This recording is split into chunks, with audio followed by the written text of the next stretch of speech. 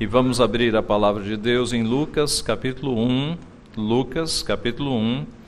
versos 57 a 66. Lucas capítulo 1, versos 57 a 66.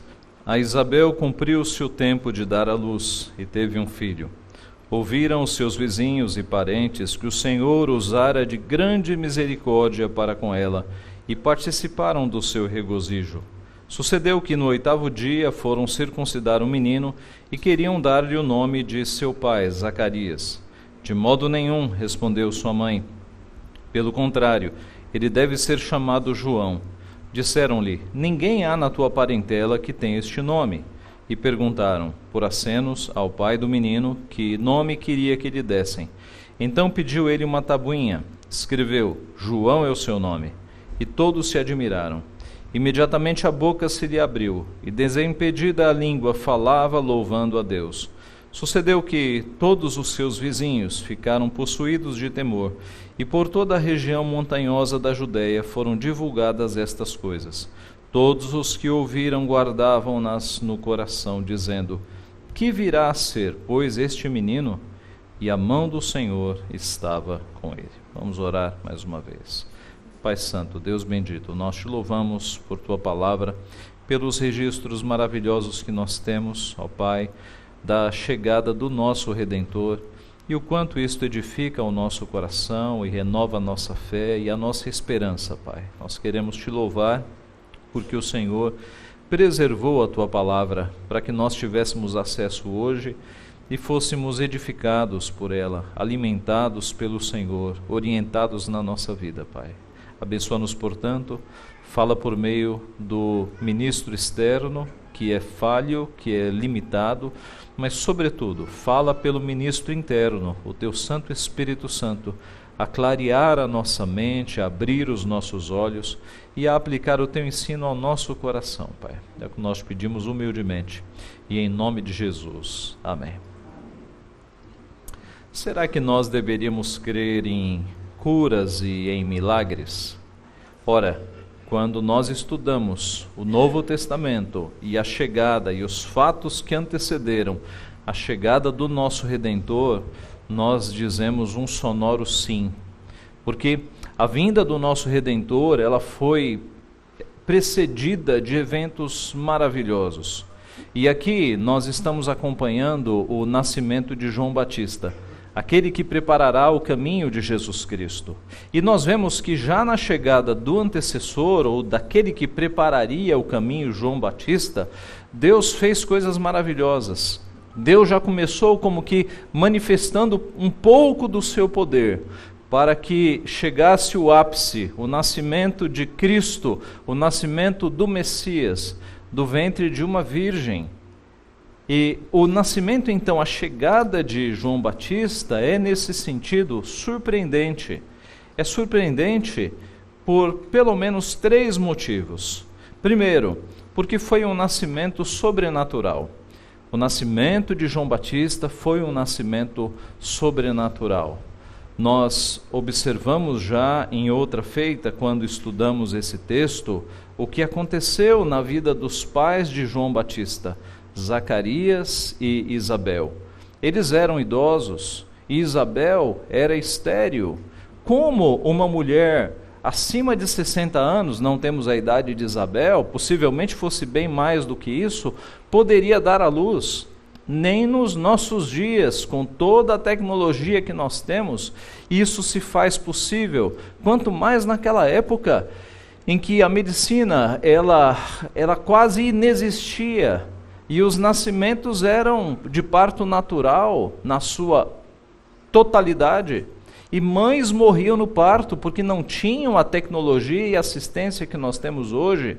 Como uma mulher com tanta idade e estéril pode dar à luz a um filho chamado João Batista? No nosso texto, verso 57 e 58, nós temos então este clima de milagre. No verso 57, a Isabel cumpriu-se o tempo de dar à luz e teve um filho. 58, ouviram os seus vizinhos e parentes que o Senhor usara de grande misericórdia para com ela e participaram do seu regozijo. Foi um nascimento sobrenatural. É por isso que os vizinhos, que são os mais próximos, e os parentes que estão um pouco mais distantes fisicamente, eles louvam a Deus por causa da grande misericórdia que Deus teve com aquele casal. Uma mulher velha, estéril, e um homem velho tiveram a promessa e o cumprimento de um filho, e eles participam do seu regozijo. Mas não apenas isso, esta alegria e essa participação na alegria do casal se deu também porque as promessas que foram feitas por meio do anjo foi de que, primeiro, a vergonha de Isabel de ser uma mãe estéril estava acabada agora, mas também porque esse filho, esse menino que nasceria, seria grande diante do Senhor. De alguma forma que eles ainda não sabiam, essa criança que nasceria de pais muito crentes, de um sacerdote e de uma mulher de linhagem sacerdotal, o filho deste casal seria grande diante do Senhor. O anjo ainda disse que pelo ministério deste filho muitos se converteriam. Irmãos, imagine a alegria de você ser uma pessoa crente, o seu cônjuge crente, fiel ao Senhor, e você ter a promessa de que o teu filho, ele será muito usado pelo Senhor. Ele será um instrumento do Senhor na conversão das pessoas. Naquela época que, como nós já vimos, Deus parara de falar durante 400 anos de silêncio, sem aparecer nenhum profeta, sem aparecer um anjo, sem aparecer uma visão. E eis que Deus rompe o silêncio a partir de um anjo, prometendo o nascimento de um homem que seria grande diante do Senhor e que por seu ministério ele converteria muitas pessoas. Essa foi uma alegria inigualável para aquele casal. Mas note que tudo aqui está apontando para Cristo. O grande evento que ocorrerá será o nascimento do Messias. Mas Deus, antes do nascimento do Messias, já naquele que preparará o caminho, já começa a manifestar o seu poder. O que este primeiro ponto nos ensina, este nascimento sobrenatural? Que Deus faz milagres. Deus faz milagres. Ele começa o Novo Testamento fazendo um milagre, fazendo com que uma mulher velha, idosa, estéril, dê à luz a um filho. Ora, Deus faz milagres na Bíblia inteira. Ele fez com que Isaac nascesse também de uma mulher idosa chamada Sara. Ele fez com que Ana, que era estéril, desse à luz, não apenas a Samuel, mas a outros 5 irmãos. É o Deus que mandou as 10 pragas do Egito para desbaratar aqueles deuses falsos egípcios. É o Deus que abriu o Mar Vermelho para que o seu povo passasse a pés enxutos e depois fechou o mar, matando os soldados do Egito. É o Deus que poupou as roupas e os chinelos do povo seu, quando este povo durante 40 anos ficou peregrinando no deserto, e as suas roupas e os seus chinelos não se gastaram. É o Deus que fez com que em pleno deserto sempre tivesse uma rocha saindo água. É o Deus que fez com que codornizes voassem baixo quando eles se enfadaram do maná. É o Deus que fez com que todas as manhãs tivesse o maná, aquelas sementes que caíam do céu, tal como escamas, para que eles juntassem e fizessem bolos saborosos. Essas sementes só não caíam no sábado, porque o sábado era o dia que o povo deveria guardar o descanso. Na sexta eles pegavam porção dobrada, e misteriosamente no sábado essas sementes não vinham.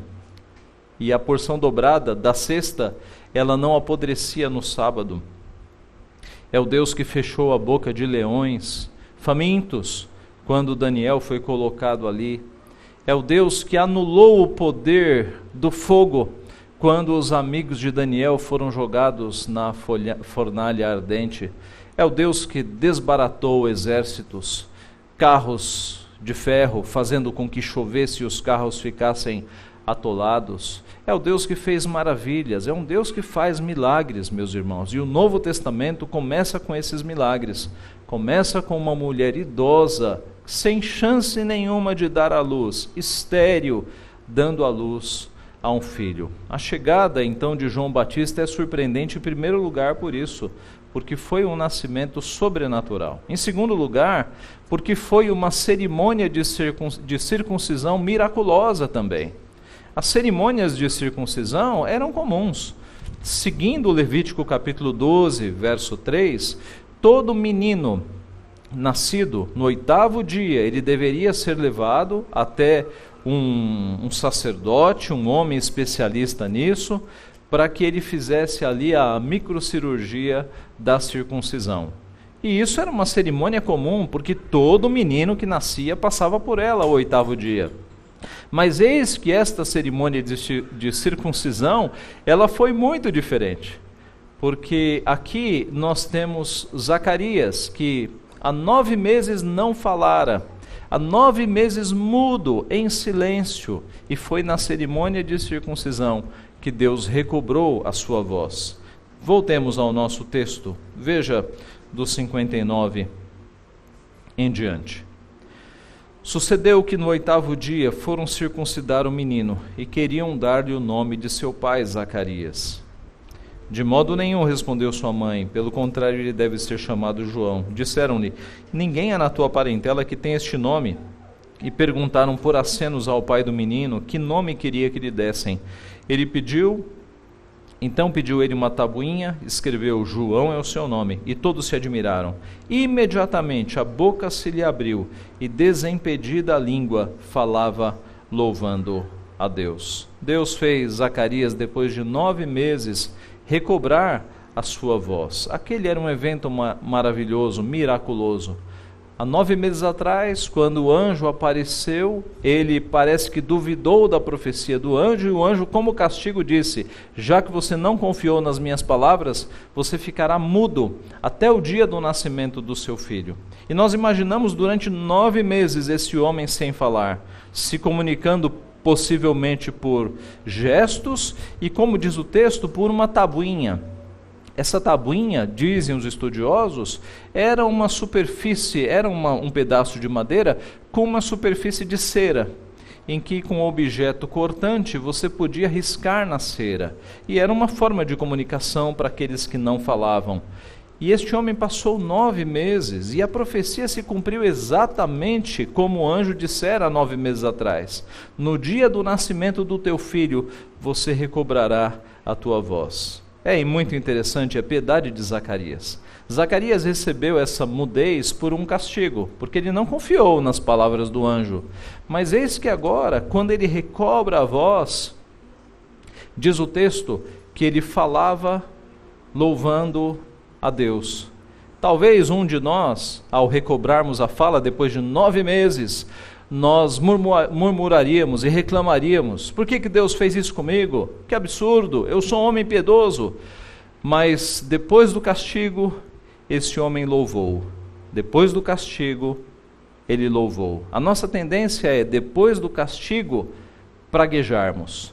Depois do castigo, reclamarmos. Piedosos são aqueles que percebem a mão de Deus pesando e depois do castigo louvam a Deus, porque reconhecem que só são castigados aqueles que são filhos. Quem é bastardo não é castigado, é punido com ira eterna. Deus repreende o filho a quem ama. Deus, quando nos disciplina, é para aproveitamento. É a prova de que nós somos filhos. Quando nós nos afastamos um pouco e Deus pesa a mão, Deus puxa a nossa orelha. Eis aqui um homem piedoso, Zacarias, que depois de um castigo de 9 meses, quando ele retoma a voz, as primeiras palavras são para louvar ao Senhor.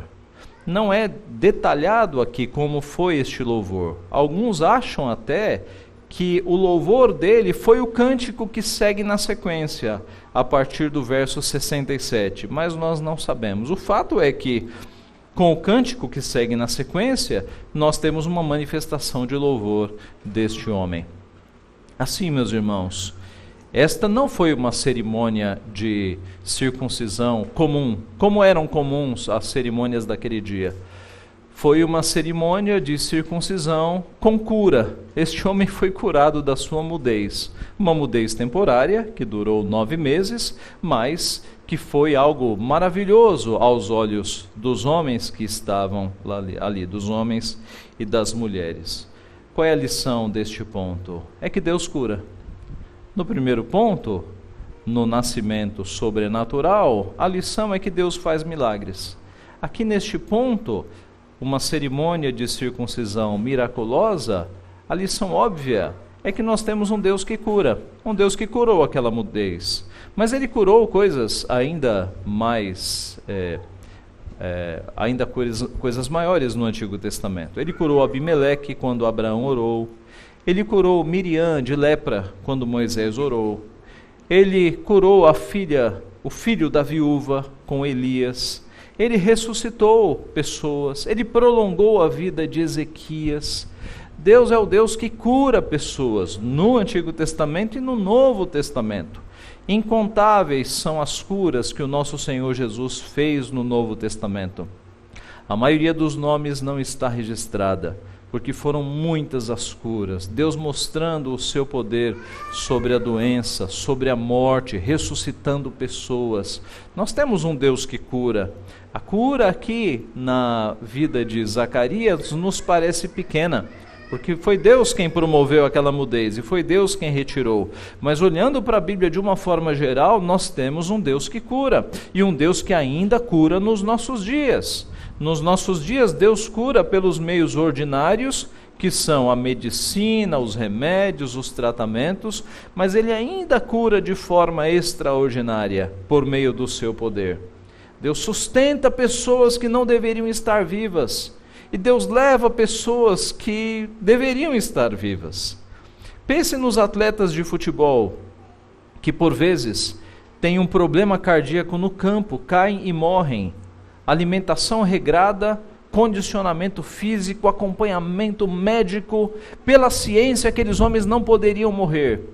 E aí jovens de 18, 19 anos têm um ataque cardíaco fulminante, caem no campo e morrem. Por outro lado, nós temos pessoas entre nós que a ciência olha e fala, não deveriam estar vivos. Ontem eu fui a um culto de 80 anos do reverendo Alceu Davi Cunha. E este homem faz hemodiálise há mais de 20 anos. E hemodiálise não é uma coisa para se fazer em 20 anos, não é? E quando ele começou a fazer este tratamento, 2 vezes por semana, há 20 anos, muitos acharam, ele não vai passar de 5 anos. E passou de 5, passou de 10, passou de 15, e está agora comemorando 80 anos.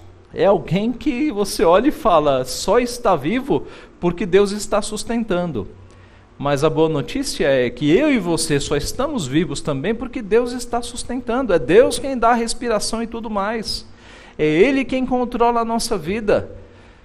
Se nós estamos aqui com o corpo sendo bombeado por sangue, recebendo oxigênio, é pela operação da sua providência, que sustém não apenas o mundo, mas que sustenta a nossa vida, e que garante que nós não morreremos antes da hora, nós morreremos no dia determinado por Ele, nem um dia antes, nem um dia depois. É um Deus que cura, é um Deus que age, meus irmãos, soberanamente. E Ele faz curas mesmo, né? Nós temos caso aqui na igreja de gente que foi desenganada pelo médico, e o médico falou, vai ter 6 meses de vida, e está aqui entre nós, anos e anos depois. Meus irmãos, é um Deus que cura. Ele curou Zacarias e tantas outras pessoas. Em terceiro lugar, a chegada de João Batista foi surpreendente, porque ele recebeu um nome cheio de esperança, um nome cheio de esperança. O nosso texto nos mostra esta questão do nome. Diz lá no verso 59 que no 8º dia eles iriam lhe dar o nome. No Antigo Testamento, o nome era dado logo no nascimento, e nós temos alguns exemplos desse, Benjamim, por exemplo, né? Caim, tantos exemplos. No Antigo Testamento, ao nascer, a criança recebia um nome parecido com os nossos dias. Mas no Novo Testamento, o nome era dado na cerimônia de circuncisão. Foi assim com João Batista. Daqui a pouco nós veremos que o mesmo se repetiu com Jesus Cristo. Foi na circuncisão que o nome lhe foi dado. E aqui eles estavam seguindo a tradição. Geralmente se dava o nome de algum familiar, repetia-se o nome de algum familiar, um tio, um avô ou algum antecedente, algum ancestral da mesma tribo. Nós já vimos isso no caso de Saulo. Saulo, que era da linhagem de Benjamim, ele recebeu o nome da figura mais importante daquela tribo, que foi Saul, o primeiro rei de Israel. Saulo é Saul, na verdade, né? Saulo é aportuguesado, mas Saulo, da tribo de Benjamim, recebe o nome da figura mais proeminente da tribo de Benjamim, o primeiro rei de Israel, que foi Saulo. Então era comum se dar um nome de algum antepassado, de alguém da mesma tribo. E aqui eles disseram o nome, eles queriam lhe dar o nome do pai, que era Zacarias. A mãe Isabel respondeu enfaticamente, de modo nenhum, verso 60. Pelo contrário, ele deve ser chamado João. Ora, o anjo não falara com a mãe, o anjo falara com o pai. Mas decorreram-se 9 meses. De alguma forma, Zacarias avisou a mãe de que o nome deveria ser João. Talvez utilizando a mesma tabuinha, não é? E aqui a mãe está concorde com o pai. A mãe enfaticamente diz, não será Zacarias, será João.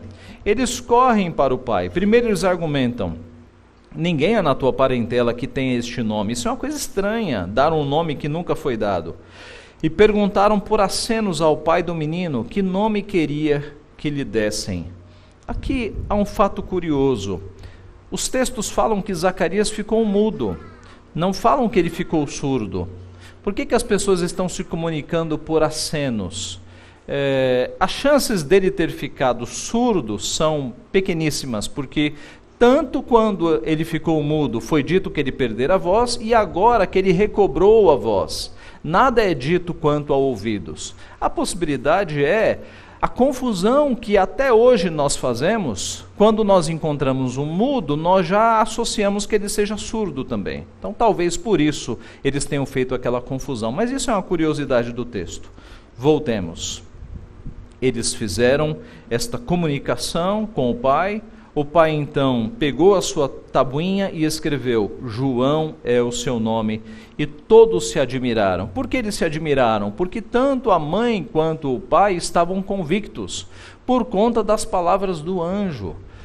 João é um nome maravilhoso. João, meus irmãos, significa Jeová é misericordioso. Jeová é misericordioso.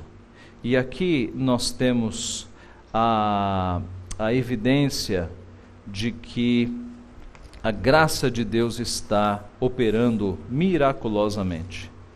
João aponta para a graça de Jeová. Jeová é misericordioso. Isso tinha uma primeira aplicação já na vida de João Batista, porque o anjo havia dito para ele que o seu ministério seria de converter muitos dos filhos de Israel de volta a Deus.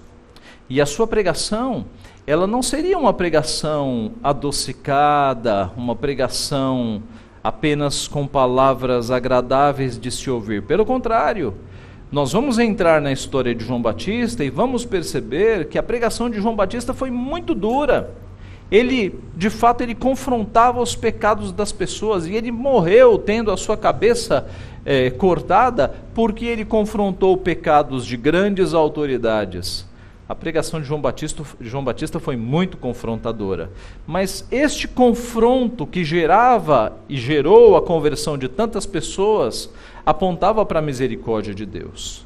Mas certamente, meus irmãos, aqui nós temos mais do que apontar para João Batista. Porque João Batista, como ele mesmo declarou no seu ministério, ele veio para preparar o caminho. E ele disse, convém que ele cresça e que eu diminua. É muito interessante que o anjo disse que João Batista seria grande diante do Senhor. E a postura de João Batista não é querer ser grande.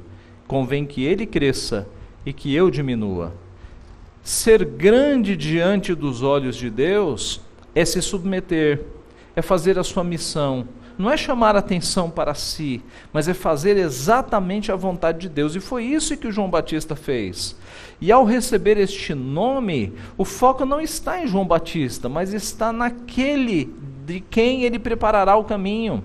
Nas suas palavras, de que ele não é digno de desatar-lhe as sandálias, aponta para Jesus Cristo. O ministério de Jesus Cristo foi de fato a encarnação da misericórdia, aquele que veio e viveu a nossa vida, aquele que cumpriu toda a lei e morreu na cruz por misericórdia a nós, para nos salvar. Então, se no primeiro ponto nós temos a lição de que Deus faz milagres, e no segundo de que Deus cura, neste nós temos a lição de que Deus salva, Deus salva. Ele salvou o povo fisicamente muitas vezes. Salvou do cativeiro egípcio, salvou do cativeiro babilônico, salvou pessoalmente na vida dos seus servos, mas de uma forma grandiosa, com a vinda de Jesus Cristo. Ele nos salva do cativeiro do pecado, Ele nos tira do reino das trevas, Ele nos tira da rota do inferno, da condenação, e em Cristo Jesus Ele nos salva. Esta é a lição grande do texto. A vinda de João Batista não apontava para ele mesmo, mas apontava para aquele que viria depois dele, o grande Salvador. Jeová é misericordioso, e ele demonstrou isso na vida do seu Filho, que veio para nos salvar. A conclusão do texto está nos últimos versículos. Sucedeu que todos os seus vizinhos ficaram possuídos de temor, e por toda a região montanhosa da Judéia foram divulgadas estas coisas. Todos os que as ouviam guardavam-nas no coração, dizendo: que virá a ser, pois, este menino? E a mão do Senhor estava com ele. Talvez nós não consigamos compreender o quanto essa história foi impactante para os vizinhos, para os parentes e para toda aquela região. Talvez, se eu contar com outras palavras, a gente possa tentar perceber um pouco do impacto que essa história gerou. Imagine se eu dissesse aqui para vocês: vocês ficaram sabendo daquela nossa vizinha com 80 anos de idade que está grávida? E não só isso, o marido ficou mudo porque o marido estava na igreja e disse que viu um anjo. E o anjo disse que a sua esposa de 80 anos de idade ficaria grávida, e ele saiu da igreja e está mudo até hoje. E as pessoas não sabem se ele está inventando, se ele está apenas fazendo um teatro. O fato é que esta mulher de 80 anos está grávida, e este homem está mudo. E se é verdade que um anjo apareceu, o anjo disse a esse homem que esse menino que está no ventre daquela senhora, ele será grande diante do Senhor. E ele será um pregador, e ele levará muitos à conversão. O fato é que ontem essa mulher deu à luz, e ontem esse homem que passou 9 meses mudo, voltou a falar. Não parece que Deus agiu? Se essa história é verdadeira, e tudo indica que é, um anjo apareceu mesmo àquele homem. Irmãos, talvez falando assim a gente perceba o quanto essa história, num contexto rural, ela impactou as pessoas. O texto diz que o temor se espalhou pelas pessoas, porque 400 anos depois apareceu um anjo a um homem piedoso, Zacarias, um sacerdote, a uma mulher piedosa, Isabel, de linhagem sacerdotal, e essa mulher idosa deu à luz um filho.